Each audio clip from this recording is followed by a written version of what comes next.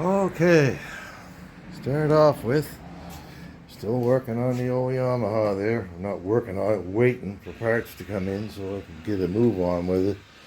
I know I said I wasn't going to buy any more Boyer Bransden kits ever again, but I really didn't have a whole lot of choice if I want to use electronic ignition in this machine. So I did order another kit from another supplier. There it is, all ready to go. I'm going to cross my fingers and hopefully this one will work. I'm going to document every step of the process so that I can prove to these people that I'm not making mistakes, that, you know, if it doesn't work, their product is faulty, and if it does work, I'll be as happy as a pig in plop. Anyway, I'll get started in a few minutes. Now, first things first, when you open up these kits, is to make sure you actually do have everything you need. The critical stuff, especially some things like, for example, if that threaded rod was missing, you could get a piece of threaded rod and make that yourself. But anyway, this is the parts required to put the pickup section into the top end of the motorcycle. What we've got here is your magnets, which of course rotate, and they will generate an electrical charge through these two little pickup coils here. There's a couple of studs on the back of that plate. As you can see, when these magnets pass within range of those pickup coils, they will send a signal up to the amplifier, which will then send a signal to your coil, and hopefully, if everything's working right, give you a spark. Anyway, this is what you need to get the top end going here.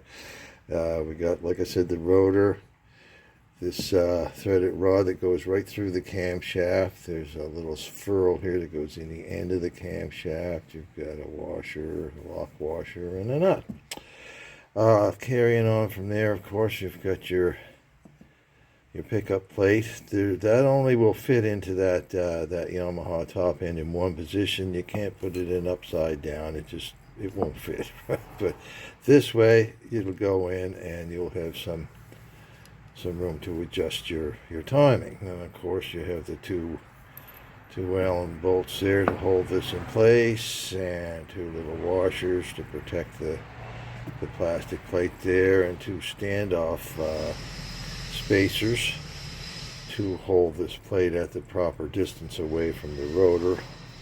And then you have the little bag with a couple of zip ties, and of course your nice little crimp ends there for it and everything. So anyway, moving on from that, we'll check this box out. In this kit you get everything you need. There's the little metal clips that go into the coil. You have two rubber boots that go over the coils. It even gives you a couple of zip ties to hold the boots on the coil. Here's your little high output coil there. And the other part of this box, of course, there's the amplifier. That's where the magic happens. There are instructions here, which I will get out. And I will follow to the letter, even though I've installed probably about 40 of these kits in different bikes. But anyway, you've got your two plug caps here, and so I've got everything I need to start working on this. So I'll just review the instructions to make sure I'm not forgetting anything. And so the next thing to do, I've screwed the rotor onto the end of the shaft here with some red Loctite, like it says in the instructions. That's to make sure that this end of the whole affair doesn't turn. As you can see, I've got the pickup plate just sitting in there right now, just loosely, so I can get a general idea of where I want this rotor to sit in there. So I'm going to take this off. I'm going to slide the rotor through those bushings up into place, right there. Then, with the engine, of course, in the full advanced position, this is that new fancy brushless rotor. Anyway, I don't really know if that's an improvement or just a gimmick. Let me get this back in here now and proper position. There we go. You can see the holes underneath there where this will adjust. If you put it in the other way, you won't get that adjustment from it. But what I need to do, this little hole right here, I need to be able to see these little white marks on that rotor through that hole. This will get my timing close enough to be able to start the bike. Just a little bit more that way. Yeah, that should be that should be a pretty good starting point right there. So I'm going to put the nut on the other side of that right now and kind of try to hold that in place.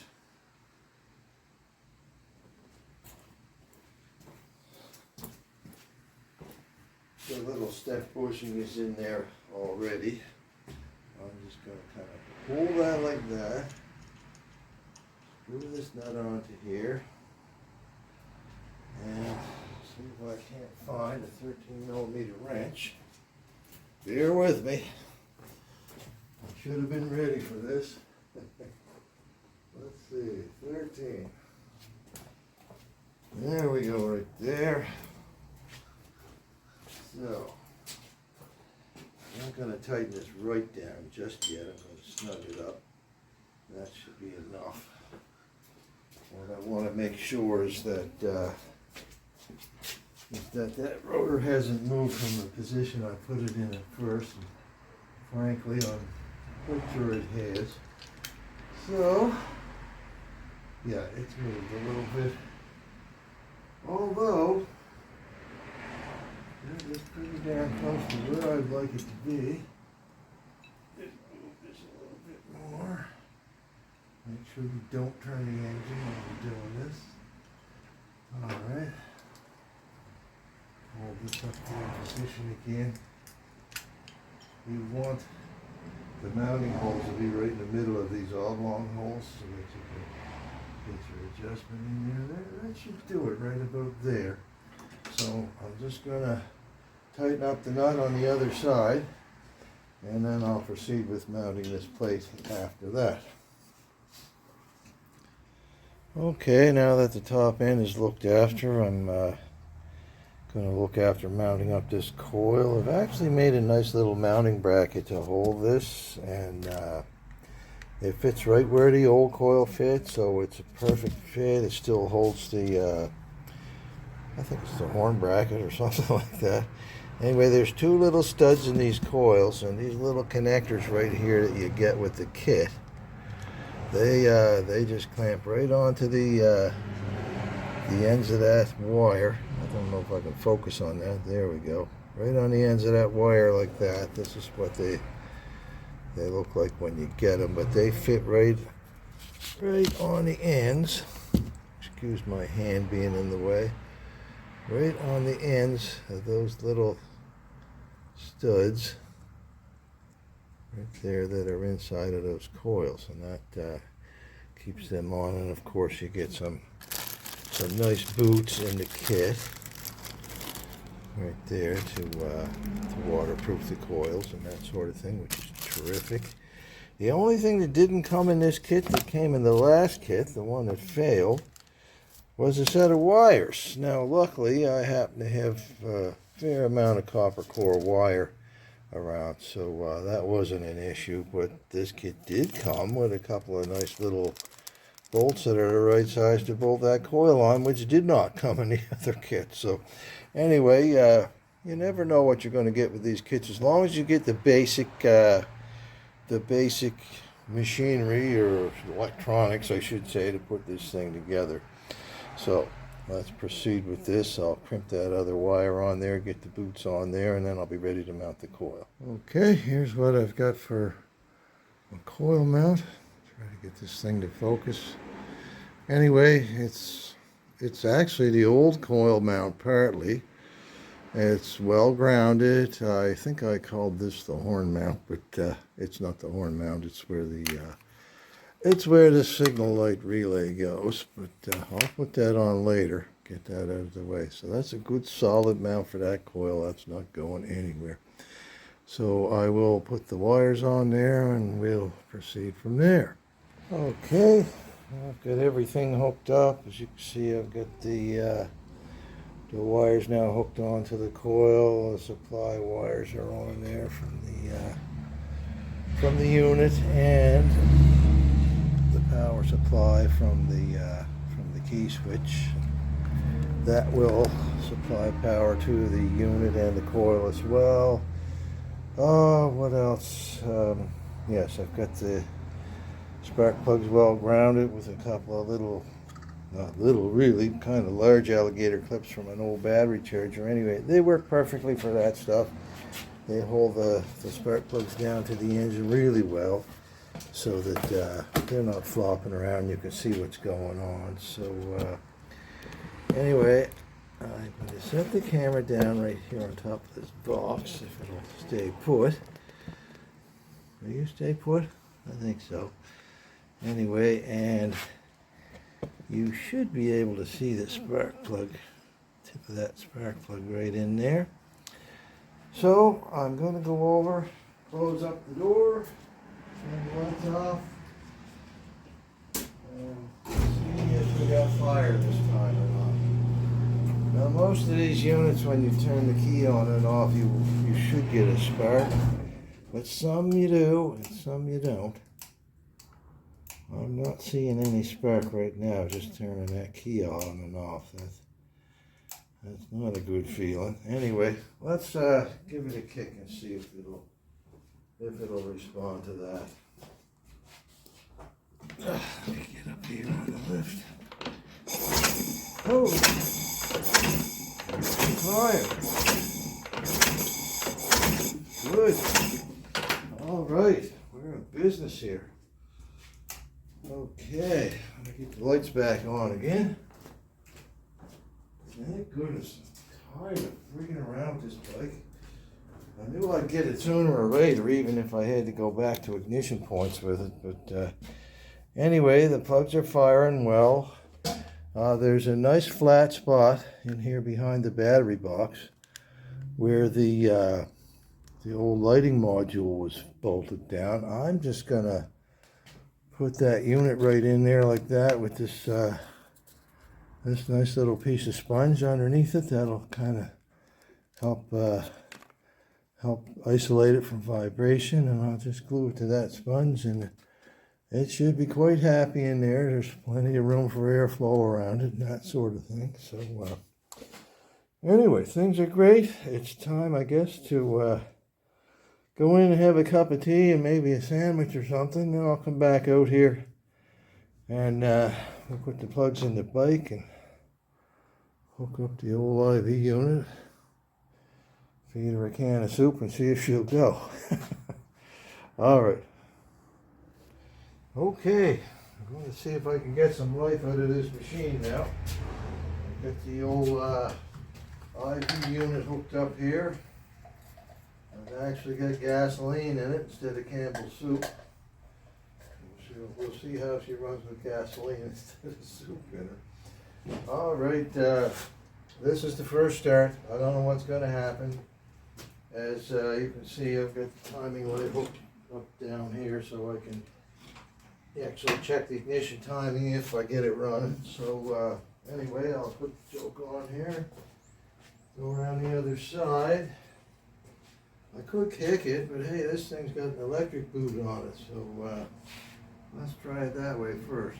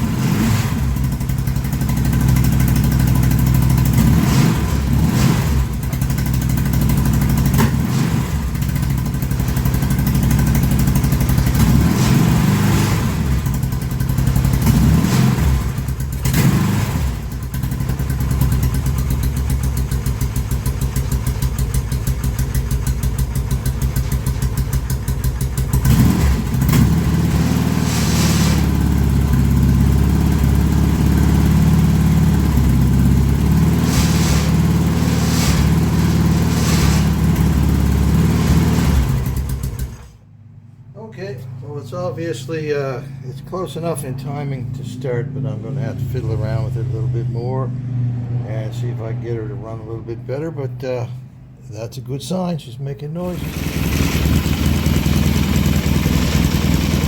that looks pretty good. Sounds pretty good. Seems to be starting and backfiring anymore. We're ready to put that together, stick it out on the road and see what happens.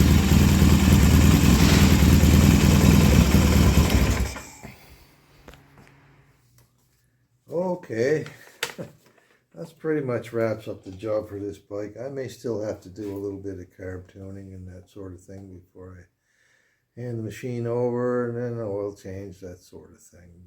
But anyway, before I wrap this up, I have a little confession to make. The first Boyer unit I had, I thought had failed, and I got the second Boyer unit.